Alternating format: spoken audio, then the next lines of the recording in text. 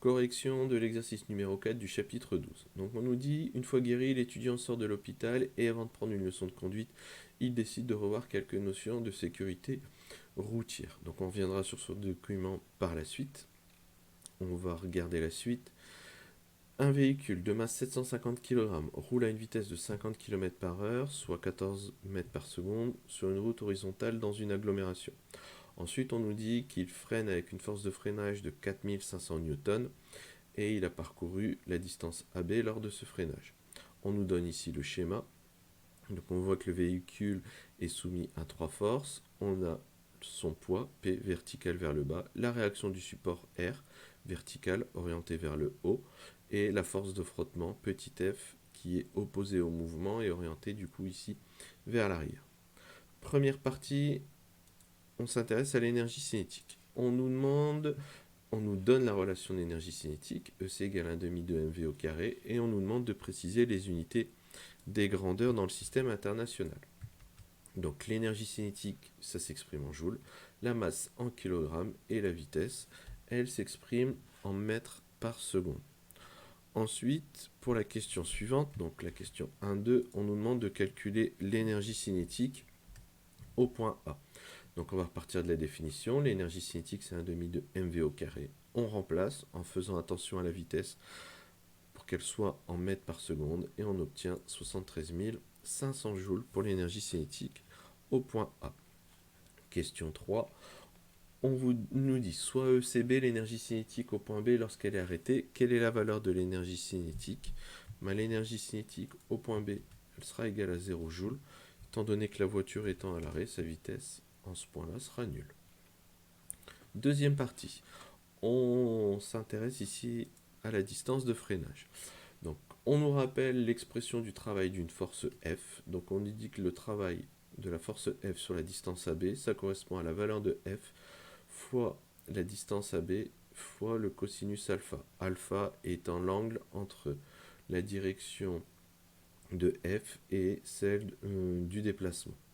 Première question. On nous dit pourquoi le travail du poids WAB de P et celui de la réaction du sol WAB de R sont-ils nuls? Alors, ici, les deux travaux vont être nuls. C'est dû au fait que ces deux forces soient perpendiculaires par rapport à la direction de déplacement. Ici, on le voit au niveau du schéma. On se déplace de A, qui est ici, en B, qui est ici. Donc on a une direction horizontale. La force P, elle est perpendiculaire. Donc on a un angle de 90 degrés. Et pareil, la force R, par rapport à la route, fait lui aussi un angle de 90 degrés. D'après l'expression du travail d'une force, on a ici l'angle qui intervient. Et à la calculatrice, lorsqu'on fait cosinus de 90 degrés, on obtient la valeur 0. Donc le travail du poids et le travail de la réaction du sol seront tous les deux nuls. Question 2.2. On nous dit, donnez l'expression du travail de la force de freinage WAB de F en fonction de petit f et de la distance de freinage. Ensuite, on nous demande si ce travail est moteur ou résistant. Donc on repart de la définition du travail d'une force. Donc WAB de petit f, c'est la valeur de la force de frottement, petit f fois AB, fois le cosinus de alpha, alpha étant l'angle entre la force F ici et la direction AB qui est la route.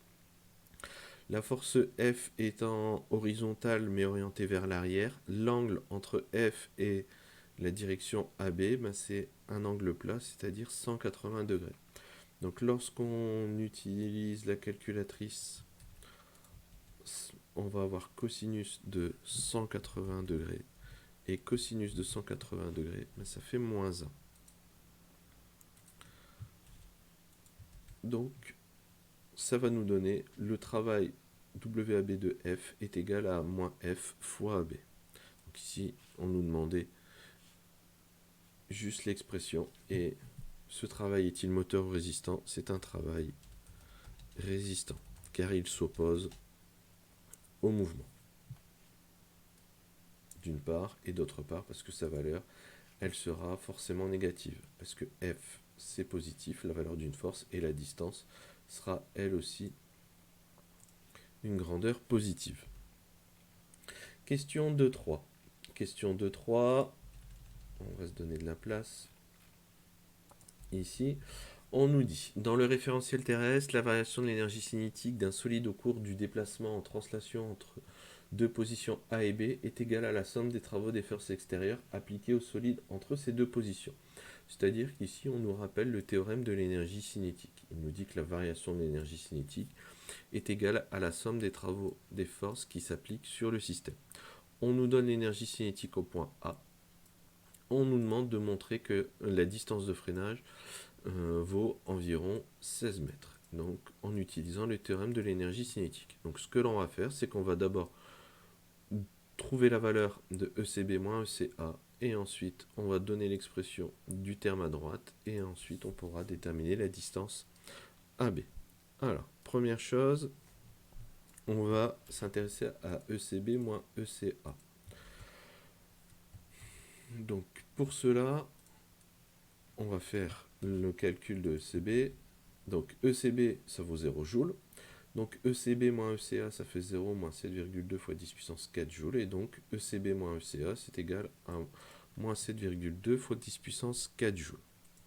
On s'intéresse au deuxième terme, ici à droite, la somme de WAB des forces extérieures. Et on va décomposer. Donc on a tout d'abord ceci.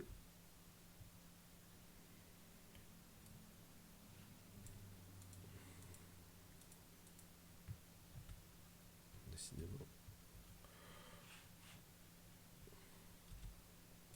C'est mieux. Donc on va avoir ceci. Donc ici, la somme des travaux des forces extérieures.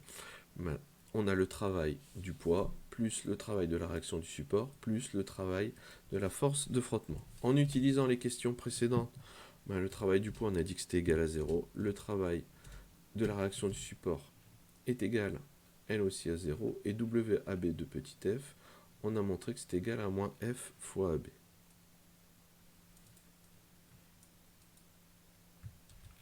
Donc il suffit de remplacer.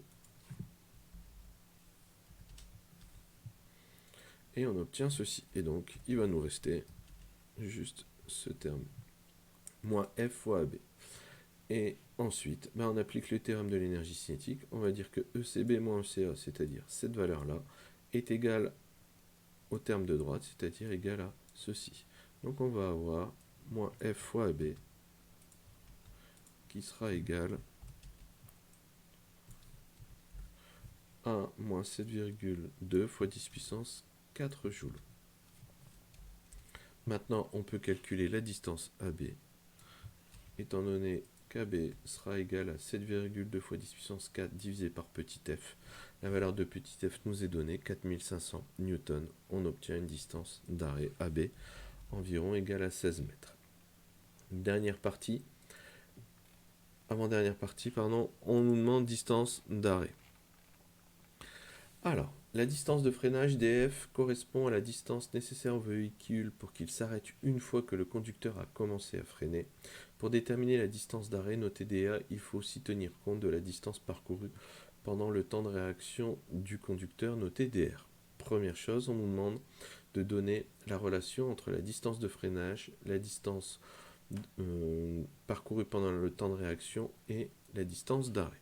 Donc la relation entre les trois, ça va être tout simplement que la distance d'arrêt, elle va être égale à la distance de freinage plus la distance parcourue lors du temps de réaction. Question suivante.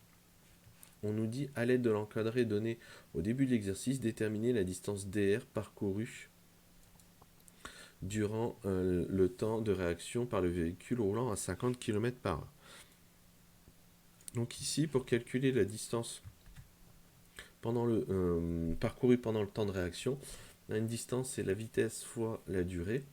Ici, on roule à 50 km/h, mais d'après l'énoncé, ça correspond à 14 mètres par seconde. D'après l'encadré, on a ici le temps de réaction qui est d'environ 1 seconde pour une personne en bonne condition physique. Donc, il suffit de remplacer et à ce moment-là, on va obtenir 14 fois 1, c'est-à-dire 14 mètres. Maintenant, on nous demande d'en déduire la distance d'arrêt. Donc la distance d'arrêt, c'est égal à la distance de réaction plus la distance de freinage. Donc la distance de réaction c'est 14 mètres, la distance de freinage c'est 16 mètres. Donc ici on a une distance d'arrêt du véhicule égale à 30 mètres. Dernière partie, on nous dit, le document indique plusieurs facteurs influençant ces différentes distances. On nous demande parmi ceux qui sont proposés, citer 2 facteurs qui influent sur le temps de réaction. Donc là, ça concerne le conducteur. Donc ce que l'on peut proposer, c'est tout simplement l'état de fatigue, la consommation d'alcool et de drogue. Et ensuite, on nous demande de citer 2 facteurs qui influent sur la distance de freinage. Donc là, ça concerne soit la voiture, soit la route, ou plus exactement, de manière plus générale, l'extérieur. Donc on a l'état des pneumatiques et la vitesse à laquelle on roule, ce qui clôture la correction de cet exercice.